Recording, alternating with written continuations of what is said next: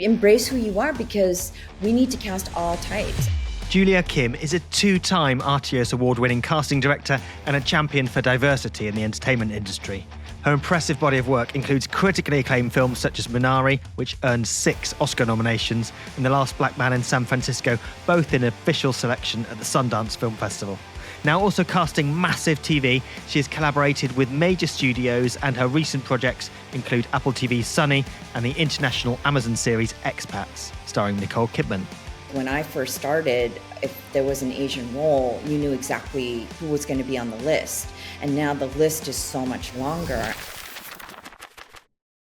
Hey everyone, welcome back to the We Audition Show. And we're here with Julia Kim, who I don't think we've seen each other since Sundance, probably like 2019, right? It's been a minute. It's been a minute. You were on our panel back then for your film, The Last Black Man in San Francisco, I believe, right? And you'd just done Minari at the time. And now you're working on amazing TV as well. Tell us about that shift from an Oscar-winning film to what you're up to now.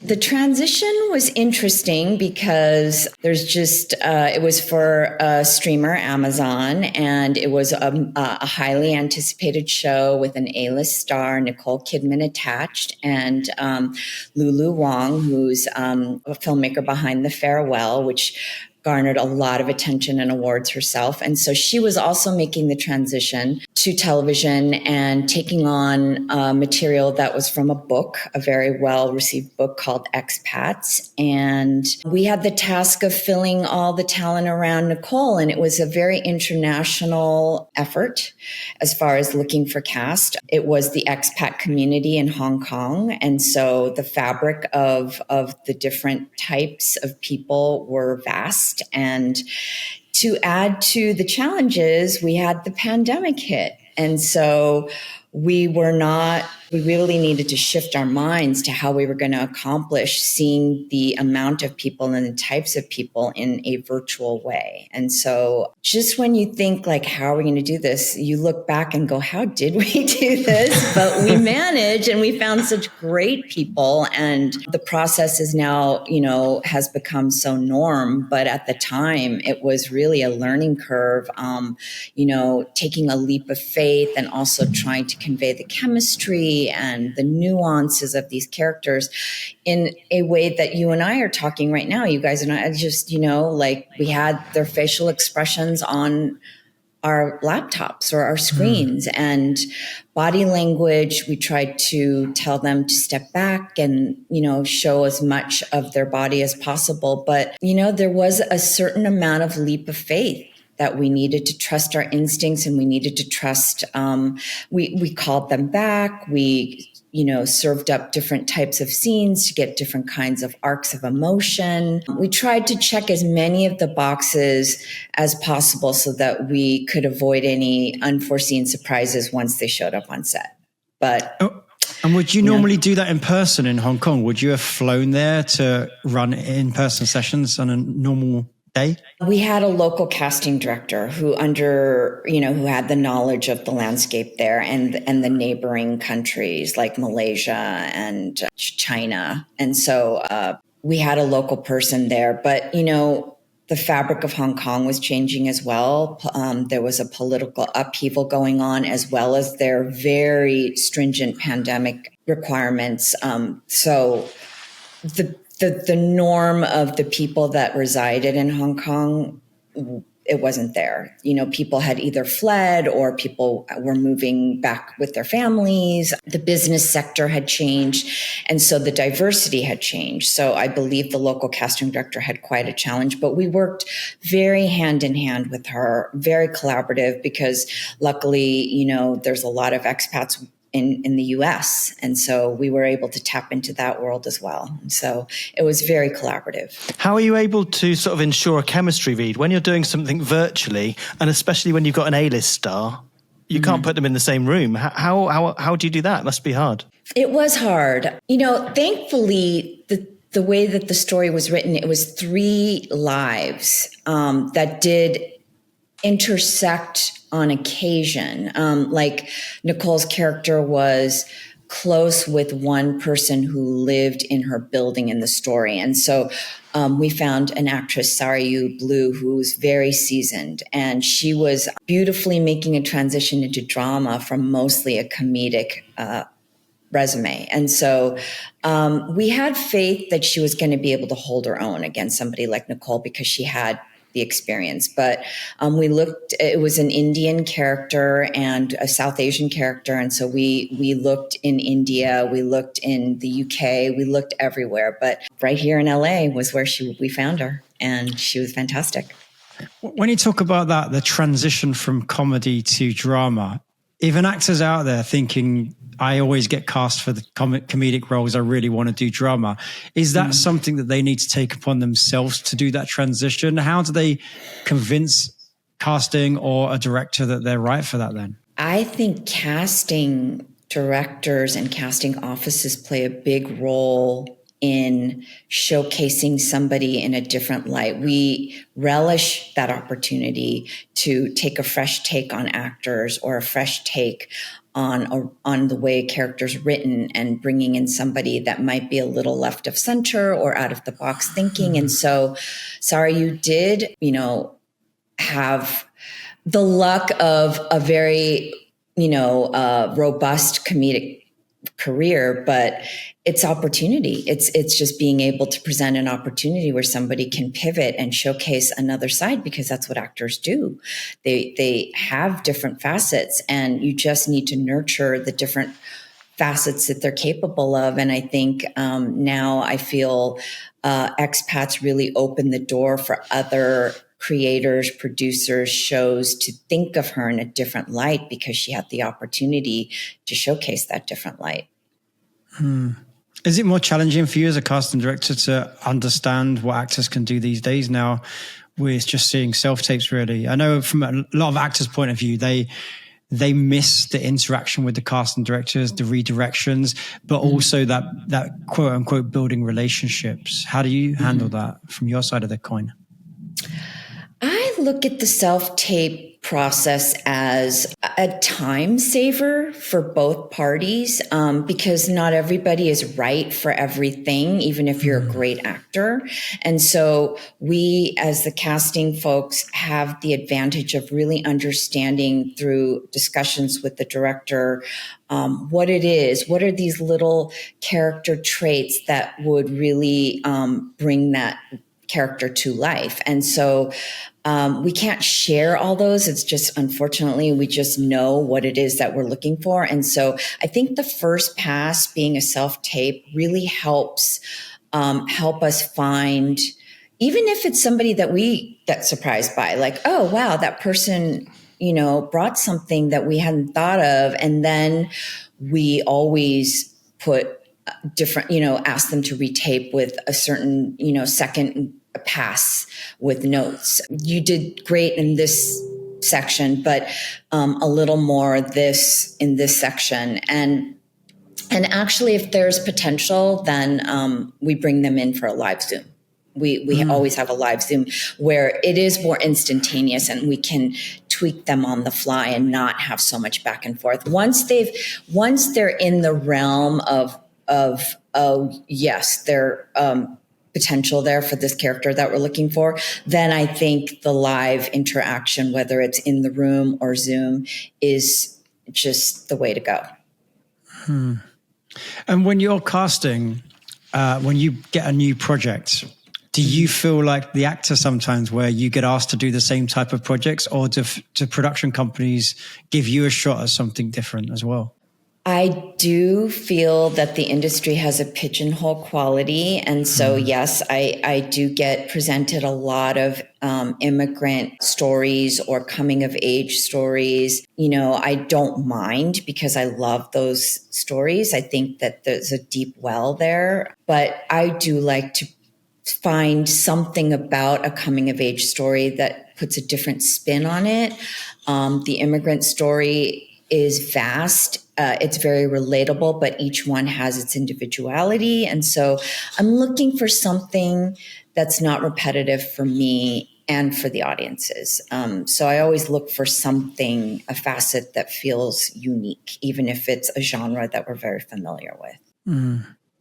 And in terms of where those projects have gone and the awards that you've garnered, surely that must make people look for you for that even more. And have you found that as you've been nominated for different things, that the incoming is a lot easier for you as a casting director? And does your DMs get hit up by actors all the time? I love actors. I do love the nurturing aspect of finding new talent, and also with movies like Parasite and then Everything Everywhere All at Once and Minari and shows like Pachinko and Shogun. And those are all Asian-centric shows, and I'm an Asian American. So I do get presented that because they're, the authenticity of somebody who understands the culture and has a firsthand experience being brought up in that culture is meaningful for them. And it doesn't mean that my non-Asian counterparts aren't capable, but I get presented those authentic, wanting authenticity projects, and I do my best to bring my firsthand experiences to finding the characters and finding the actors that are right. And those shows and films need continued access to actors and new actors. And so invAsianLA is something that I created because I got asked that by parents, like parents who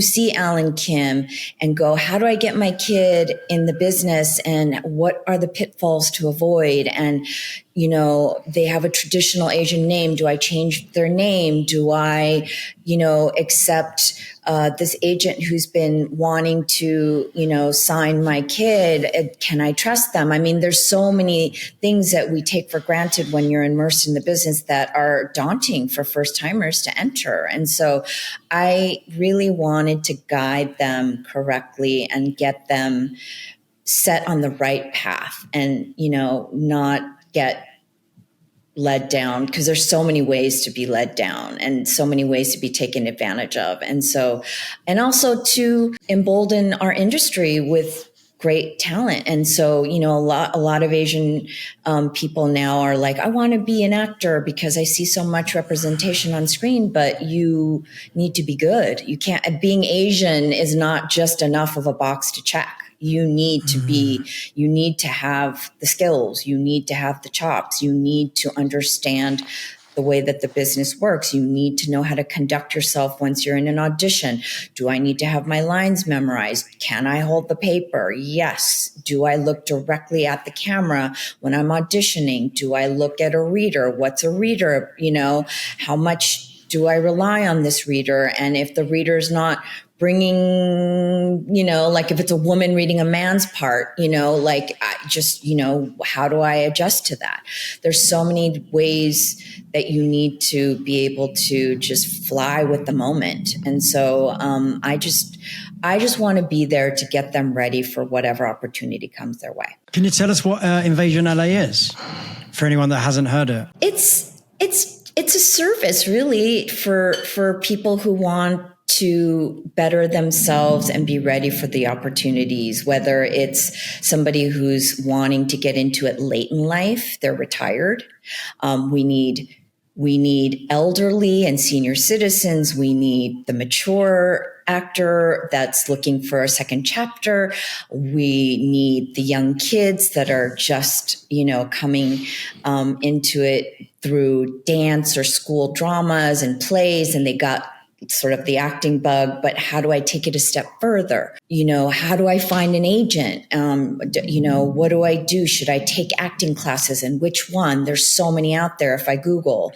So it's a guidance, it's a hand-holding, it's a ask me anything. I've been doing this for 2 decades plus, I come from an immigrant background and nobody taught me how to get into this business myself. And somehow I've managed to find a way in, and I just want to share my knowledge. I just want to share my experiences. I want to get them strong and knowledgeable for all the different things that are going to come at them. Massively useful. I feel like those stories, those immigrant stories, have become more mainstream nowadays. I feel like that everyone's seeing those movies and they're everywhere. Does that mean that you need more people? You're looking for more talent and your job is harder? And authentic talent as well, I think. Authentic's a big word, authenticity, right? Yeah. We hear that a lot. Yes, authenticity. I mean, it depends on what's on the page. I'm reading scripts that are like tall orders for these characters, like what? What's given an example of a tall order? I just read one where these two women during World War II that are, I'm blanking on, it's basically a very small country that was caught up in World War II, and they need to be bilingual. Because the British occupied their country, they need to have a British accent. we always do that. The Brits. It's terrible. So it's just the accents, the ethnicity, the look, the age, the believability from the region that they're from. I mean, it just goes on and on and Plus on. Plus being good and knowing the camera and knowing how to audition. And I imagine that's a tool I can see straight away for invAsianLA. It's useful. Of course it is. Yeah. So I read this and I went, oh boy. Everyone thinks it's easy. It's like directing. Everyone thinks it's easy. Yeah. Well, when you're writing it, you're not thinking really about, you're writing the most, riveting piece of drama or something, and you're not thinking about, okay, now you guys got to go find this, but we do. And I relish the challenge, though. I really love the challenges because I feel like, you must have that moment when you find that person and just be like, oh, I found them. Yeah. The needle. Yeah. Do you know, like when you've got a tall order like that and you deliver, how's that feel? Is it when as soon as you see it often, or is it more of a process? We hear both, actually. Yeah. I mean, it's certainly a eureka moment when you find somebody that you think the director might get excited about. One would be surprised sometimes when the director finds that it still fell short and then you need to go back to the drawing board. But, I come from independent film and we are resourceful folks. And so, we don't always have the luxury to keep going. With Expats, we did have the luxury of deep resources, a long runway to find what they knew was going to be challenging to find. And then add the pandemic, we were given the graces of the time, but we don't always have that.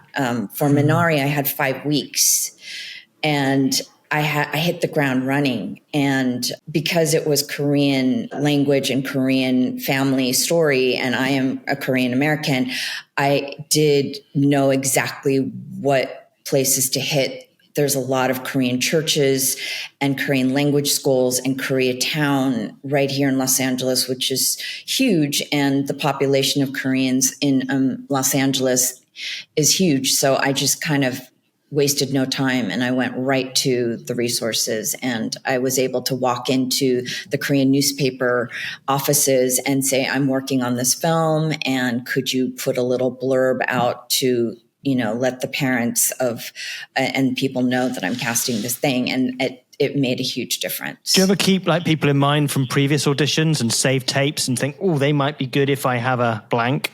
Yeah, absolutely. I have I don't want people to keep actors are like, how can I keep in touch with you?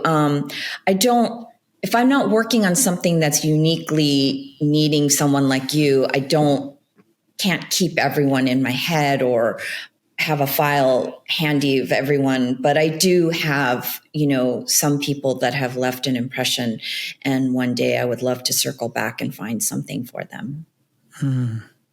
And on a big show like Expats with a big star like Nicole Kidman, how much does someone like that get involved in the process of casting? Do they collaborate with you and have decision-making process on that? Her company was one of the production companies, and she was an EP as well as her partner. And so we did send them tapes to have her review, especially the key roles. There was the series regulars per se, the main ones. And then the sporting ones, I think she just really trusted Lulu. So, but certainly people that she had scenes with, or her love interest, her husband, and it's one of the very rare pieces that I can think of where it was an interracial marriage where her husband was Asian. And so that was a challenge to bring an actor that felt believable with chemistry. Like, would her character be married to someone like this, And then, and the list isn't long. So we really did our due diligence and dug into every actor that was potentially a right fit for her.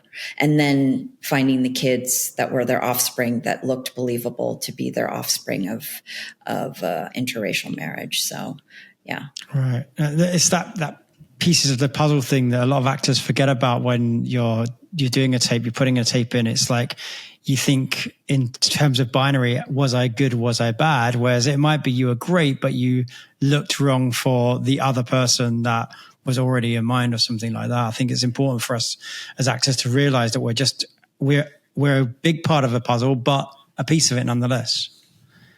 And with kids, you are essentially hiring their parents because you need to find a kid that's great and then come from a situation, because we go outside the industry to find kids quite often.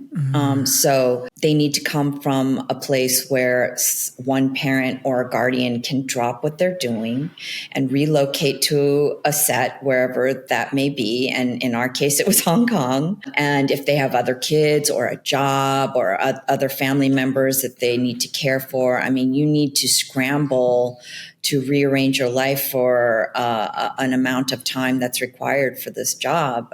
So, yeah, I mean, there's other things to consider. You need to find someone great, and they need to be in a situation where they can service the project for what's required.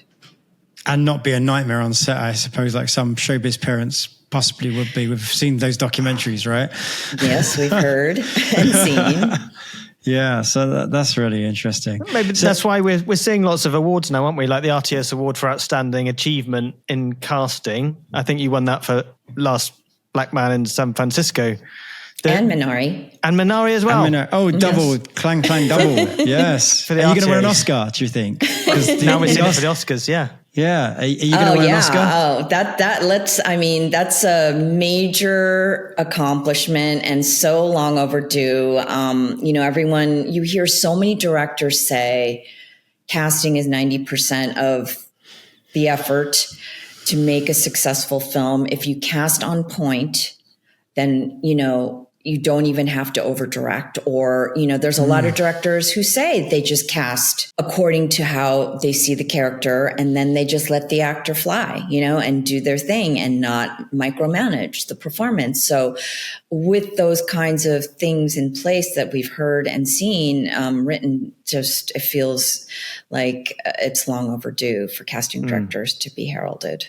I mean, absolutely, because like as an actor, that's our dream, is to go on set and be hired for what we bring to the table.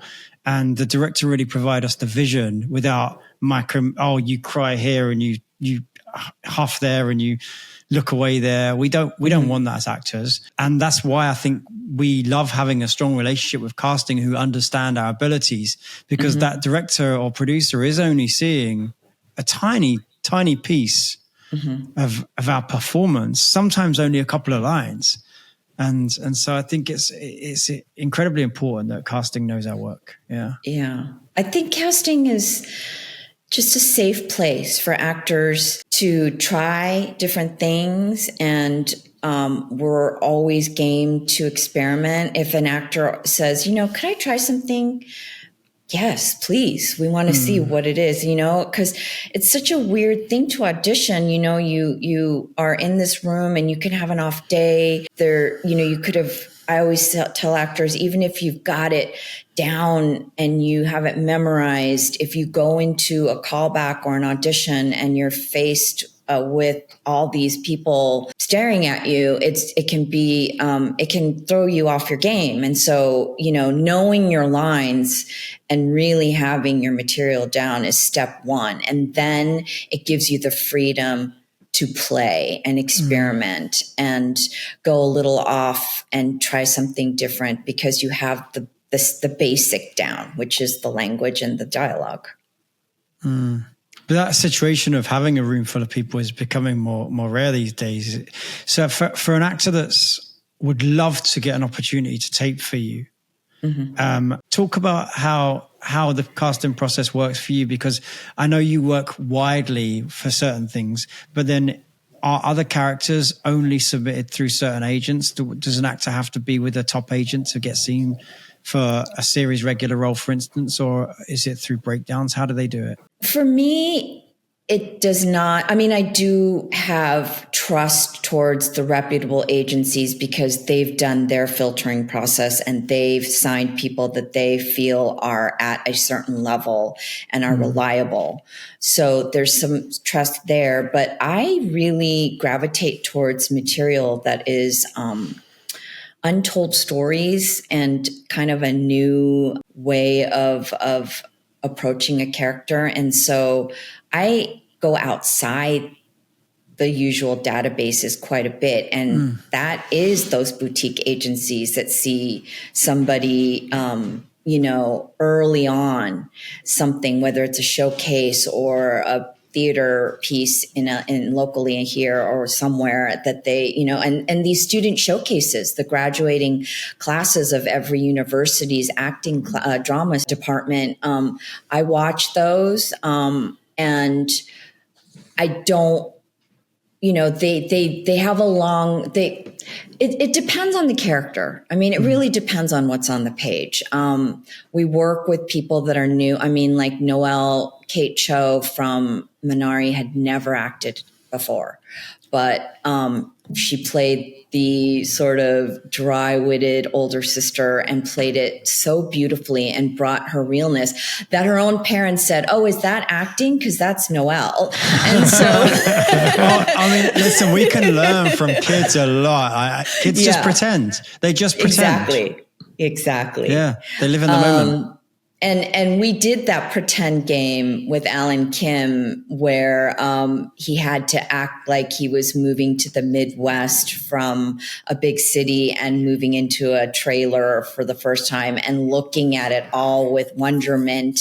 And we were just in this very sterile conference room, and he was able to convey exactly what we were telling him. Act like you're looking at something for the first time and it's going to be your new bedroom and your new house and it's kind of weird, it's on wheels, it's a trailer, and stuff. And he was able to suspend belief and understand and grasp that at age 7. And so some people just have that ability. And so that is what you're looking for. You're trying to minimize the risk. If you're looking outside of the database and you're bringing somebody new into the fold that doesn't have a lot of experience, you're trying to minimize the risk and see if they grasp this game of pretend that is our business. And will they be able to repeat it? And will they be able to do it take after take? Will they be able to bring a freshness even after the umpteenth take? Are they going to get tired and lose interest? A lot of parents bring their kids that say, "Oh, they did it so perfectly in the kitchen." And then when it's in the audition room, they're no longer in the mood. Yeah, and they just drove from Orange County to try to, wherever they were to, bring that same magic, and the magic's not there. And so you make a mental note like this person isn't going to be, it's a bit risky, so you want to set the project up for success. And we try to help do that. There's no guarantees, but, very, very minimal stories in my career of like an actor needing to be recast because they didn't, rise to the requirements on set, which is what is the worst call to get. Yeah. I mean, that magic that kids bring to stuff, though. I remember watching one of my favorite audition tapes ever is Elliot in E.T. E.T. It's magical watching him perform in that audition. And I think you hear Spielberg be like, okay, kid, you got the job, which never happens to any of us in a room, right? Yeah. But just seeing that level of pretend, I think is important for actors when we're getting our heads about stuff. Sometimes, often I find with my personal auditions, my first take is the best because I'm not in my head about it. I'm just doing the thing. Right. And I think we can overdo stuff, and kids don't do that. They imagine and they do. Right. Yeah. I know, overthinking, I think we're all guilty of it because we're older now and we just, think things to death, but it's true. Like the one out of the gate is the freshest and sort of like, throw caution to the wind and just go for it. And then when they say, we like that, now do it again and again and again, then you start to maybe start. And then you're like, wait, why did you just do that? No, you did it so great. We were talking about that yesterday. Take one. You're changing things and you're overthinking it, So yeah, I mean, it does happen. But I think it's because once we do a couple of takes as actors, the getting in our head about it is we then start thinking, oh, that bit was really good. I did there. And you self-examine in the moment and you can see that on camera. Hit that mark again or hit that. Oh, I like the way I said that. When really, no, you just got to live in the moment again, haven't you? A fresh go at living in that moment again. Yeah. It's okay to give the director choices. I work with directors that even though that's not how it's written, they just want to be able to test the range of an actor. And so they'll say, now just subtly make it a little angrier and edgier, or soften it up and be the nicest guy in the world, just so that we know the capability of range and that they can switch it up. Because a lot of actors who send multiple takes on their self-tape, I'm not really sure what those changes are that necessitated a second take per se.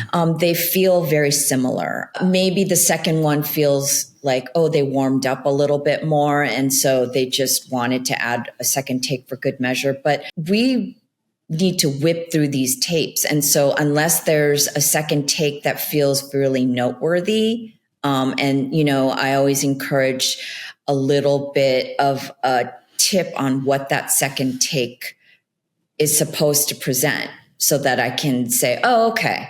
Because I think mentally actors may think they're adding something different, but it feels very the same. Do you mean like a file name or something, or just a note in the text when it's delivered or something? Right. Just so whether it's, I pasted a little up, and it's a faster delivery, or this one's a little more slowed down, or this one's a little angrier, or this one I wanted to come across, whether it's a distracted take or a present take, I don't know, just something that feels like what was the intention behind the multiple takes.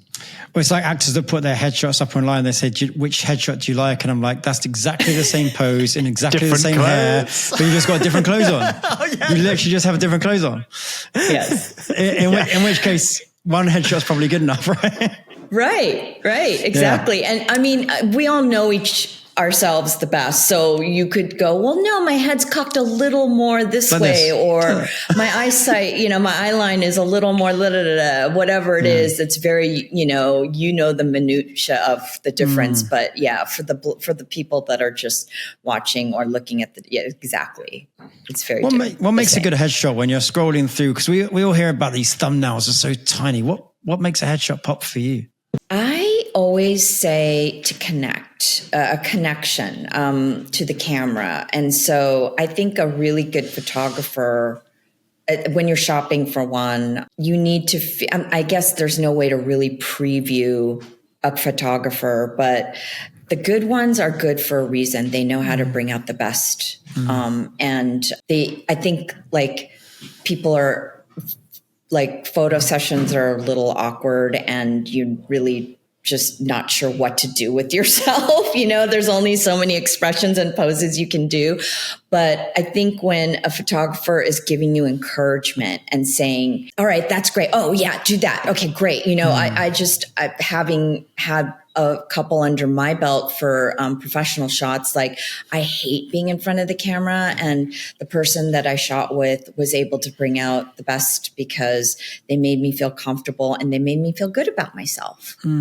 So I think start with somebody that makes you feel good about yourself, and then just really connecting with the camera and having some thoughts in your head, just not having a blank, just tilt this way, I don't know, something that gives you something behind the eyes, whether it's a moment that made you feel good, and so that's coming out in you, a moment that brought you joy for joyful photos, a pensive moment, something that made you have a second thought, something that makes your face represent what's going on inside. I think it's also important to be well rested before as well, because these photography sessions can be long and arduous. Even a couple of hours of taking pics is exhausting. And I think when the photographers found your spot and lighting's good and everything out, that's when the actor starts to be exhausted, and so you've got perfect lighting and you have an exhausted look on your face. I know. And it sounds like wah, but it's so true. You need to be well rested. You need to be hydrated, and you need to be ready for sort of the time, even for 1 hour to constantly be on. It's exhausting. And you want, these are your calling cards. Your headshot is your calling card. So you do want to come across the best that you can. And so, well rested, a great attitude. I always like good tunes to bolster the spirit, and then wearing your favorite. And also you have to think about your attire too. Even your favorite may not be the best on camera. So having some kind of consultation and maybe doing some test shots at home, just seeing if your collar sits right. Just things like that. Your favorite shirt might not rest well on your body. And so colors and the way that a fabric rests on your body. And I also find that a lot of actors, because it's a photo session, they put on a lot of makeup and do their hair in a way that isn't normally them. And I like photos that represent them in the way that they truly are. And so, it's like a bride getting overly dolled up for the wedding when they look beautiful, every day. And then they get an updo or some kind of crazy, styling. And you're like, oh my God, you look so much better every day than you do look on your wedding day. And so don't treat your headshot session as your wedding day. It come in like how you would want, know what kinds of roles that you think you're best suited for and that you would have a chance at getting cast for, and then lean into that. Do not come in looking like, a high society woman if that's not who you are, just because you have this special occasion of getting photographed. Do you think when an actor is a little further on in their career, like they've got a few guest stars or a few recurrings under their belt, should their headshot be a little more generic and adaptable versus... I see a lot of actors early on in their career, they have here's my pensive doctor look, and here's my comedy look, and here's my... but I see actors, the further they get along, they just have their look. What's your advice there? I think if you've kind of established yourself, people kind of are familiar with who you are and what your look is. And so you don't have to try as hard. And I think if it's important to keep up a current. And even then, well-known people are not keeping themselves current, because we kind of know what they're looking like these days because we see them enough on screen. But I think for the person starting out, or, still having to prove who they are and get more people familiar with them, staying current. If you get something like a haircut or you grow facial hair, although facial hair can be shaved, it's jarring when we pick a photo based on the photo you submitted, and then when you come on Zoom and you're completely different, whether you've gained weight or you've lost weight or you've grown facial hair or you look older than your photo. It's a disservice for both parties. We see a lot of actual headshots on We Audition, and I see a lot of people and talk to a lot of people, and it is interesting how different people look when they're on video chat too, because we're always told you've got to look authentic, you've got to look the same. And I'm always really keen on that when I do my headshots, but people do look different, and I don't know whether that's because they don't want to get new headshots, or someone said to me once, well, I've got to look my best in my headshot. No, you don't. You've got to look you're most like you in your headshot. Right. Like you well, say. your best self. And also, it's not going to help you get the job if you're, presenting a false version of yourself. It's just not going to, if you're not going to play the, just who you are out there in the world. If you're not, the hot, gal or girl at the getting, dates that you have to just basically be who you are. I just don't need a matinee idol headshot and then you show up and you're not that. Embrace who you are, because we need to cast all types. And so if, and plus the leading man has really changed. I think that, the quintessential good looking guy is not always the leading man anymore. And I love that. That's it for you, Rich. I'm taking over. That's why I'm not working so much. No, I love the fact that things are changing so much, like diversity and in terms of all sorts, not just ethnicity diversity, but like you said, diversity in roles. And one of the things when I speak to younger actors about, any advice for the industry for them, I tell them that, stop focusing on you have to be this Hollywood thing that you think, because look at any TV show, look at any film. There's such a wide variety of cast in most things, save probably some CW stuff or a superhero movie. But generally speaking, most things represent all corners of life. And Kathy Bates, who's been in the press recently because she's doing a Matlock reboot. And she says she attests to the longevity of her career because she wasn't a drop dead gorgeous leading type that Hollywood used to embrace. She feels that the longevity is because of her unique look and that she was able to play all these different characters and get lost in the character versus always have the audiences be aware, who she is and that she's this drop dead person, gorgeous person or whatever. But I think she's gorgeous. So we're talking to the glam, like how do you look differently upon actors if they've got a lot of press or social media following, or don't you? Does it not matter? I think you just need to back it up. There's many on entry points to the business, and social media is certainly one of them. And if you've created a presence that has a lot of following because of the content that you're clever enough to post, or your charisma or dynamic qualities that seem to really resonate with the audiences and people out there, that's something to consider for producers and for casting. But then when you are presented the material and you need to do the actual, skill of acting and helping us believe you as this character, that's another hoop that you need to be able to jump through. And not everyone can make that transition. But K-pop and that world, there's so many people who have the work ethic because it takes a lot to get there.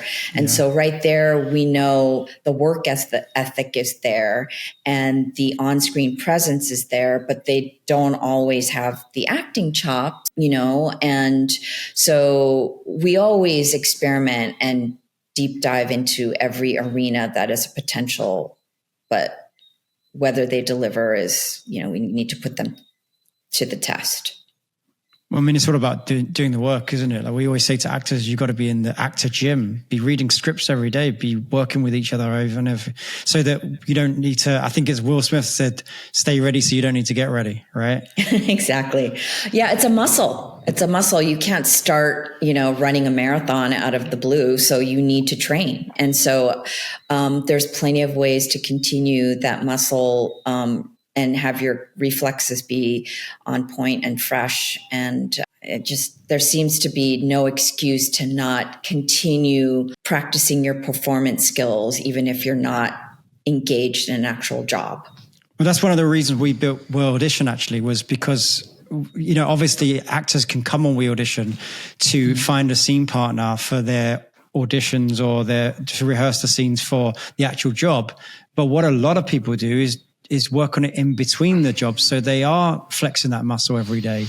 They're reading for other actors. They're just, going over scenes as you would in a drama club or class, which I think is really important. We see a lot of that. I wanted to touch as well, just briefly, on short films as well, because I know you're on a short film jury and you must have seen thousands and thousands of short films. Do you recommend actors do that? Is it useful for actors? Is it useful for you? Do you like them?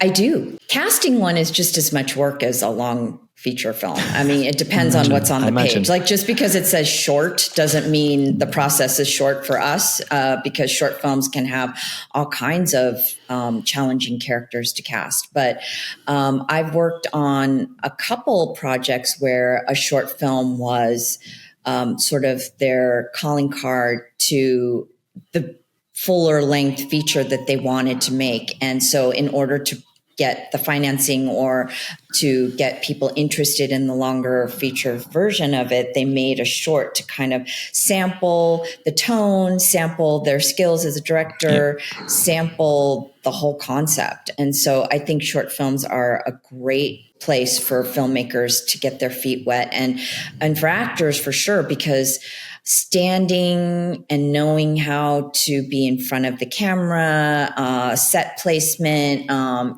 repetitive takes, taking direction, not sort of being more firmly planted on the ground and not fidgeting on camera, all those things, those habits that you're not aware you have. Not that short film filmmakers want you to bring your bad habits to their short film, but I think everyone is making it for a purpose, and so it's a great place for you to refine and get your skills ready for more opportunities. And do you find those short film producers are good to you when they make their features? Do they reapproach you to cast a feature? One would hope. Yeah. There's not, I mean, you can, that's an individual negotiation. I have to be available when it happens. The budget may not be as, they may not have gotten the kind of budget that they were hoping for the longer form. But yeah, most of the time, if I'm engaged in a short film, it's because I believe in the concept. And so they, just like the actors in the short film, they hope that when the feature length is produced, that they get to be in it. And that's not always the case. Not always the case at all. Yeah. Yeah. So completely. Same with casting. I mean, you would think if a casting director brought you the talent for the short film where the budget was really tight, that when you had more money, you would want to bring the same collaborators, but that's not always the case. Right. But for any producers listening out there, it is a nice and ethical thing to do if you can. Like, don't forget the people that helped you on the way up is a good message, really, because I think that often does happen.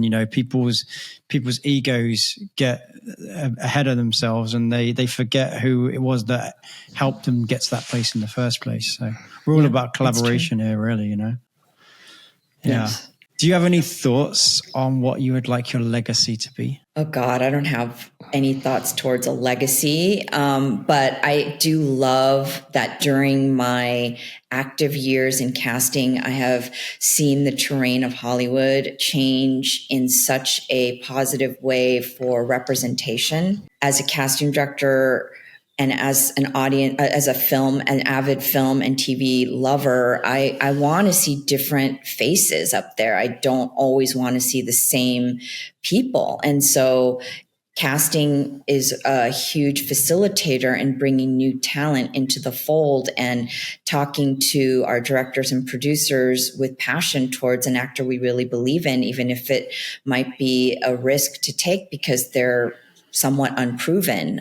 They just need the opportunity. And so seeing that happen, because when I first started, if there was an Asian role, you knew exactly who was going to be on the list. And now the list is so much longer, and I feel like it still needs to be longer. But I love seeing that during my years of casting, and then also seeing the award for the Oscar go to a casting director. That's going to be a really, a monumental moment of pride, and seeing my profession sort of be recognized. It's just really lovely, because I didn't get into it for recognition. It was just, I really enjoyed the actors bringing the characters to life as a film lover. And that's the part that I always was moved by the most. Music and the way that it's shot, and of course the beauty of how it's edited, and all of those components are super important. But for me, it was always performance that moved me the most. And I am a nurturer in, I think, my basic personality. And so I love being in a room with an actor and making them feel comfortable to be at their best. Well, thank you so much. It's been so great hearing all these tips and advice and stories from you, Julia. It's been really wonderful. Are you excited for anything coming up right now? Yeah, I can't talk about it, but I am. I'm excited. I'm excited for the casting Oscar, really. I think it's going to be fabulous to see my peers and my colleagues get the recognition. And I think we're we love each other, and I'm always reaching out to fellow casting directors and across the globe. I love international productions. I think hats off to them for being able to cast actors in challenging situations where their resources are super limited, and they have, unsupportive governments, or who knows, whatever it is that they're telling the story, and putting themselves out there to speak truth and to tell a powerful story of resilience. I really respond to that. And so I always, if I see some piece of work and I can find their contact info, I will always reach out and say, hey, I saw that work you did, and I know it wasn't easy. And I just commend you on finding those beautiful actors to portray those characters and make this story successful. So I have a lot of pride towards our profession. Wow. Who should have won the casting Oscar last year if it was around? Oh gosh. Okay, give me a top 3 or top 5, whatever. Listen, I haven't done something like Game of Thrones scope or, Oppenheimer scope. I mean, it's mind-boggling the amount of roles. And I know they have a great team, and I know that, everyone, all hands on deck, but it is dizzying the amount of roles, and each role, whether they have a line or, something, a pivotal moment in the story, even if their lines are minimal, their presence is super important. So each one needs to not be a throwaway. They need to put so much thought. So, I just thought the work last year was so outstanding, from Barbie to Oppenheimer, and to, those are, the ones that resurrected the industry. And I think the people behind them knew that there was a lot at stake. So hats off to them. I couldn't choose. It's like choosing best actor. I was moved by all of them last year and the years before. Yeah. That's amazing. Well, we look forward to seeing what you're doing in the future, whatever your NDA is, and seeing you hopefully in that Oscars audience, Thank you so much. Really appreciate it. Thanks for joining us. We really appreciate you. Thank you so much. Thank you. Bye. Bye. Thanks for listening to the We Audition Show. Your hosts were Darren Darnborough and me, Richard Cambridge, from We Audition, the leading professional actors community where you can connect, learn, elevate your career, and always get a self-tape reader on demand. We hope you enjoyed this episode. If you're a We Audition member, or even if you're not, we would love it if you could please subscribe to this podcast, as it really helps us. And if you have friends who might get value from this episode, please share the link with them. You can find us at weaudition.com, or for your iPhone or iPad by searching We Audition on the App Store. See you next time.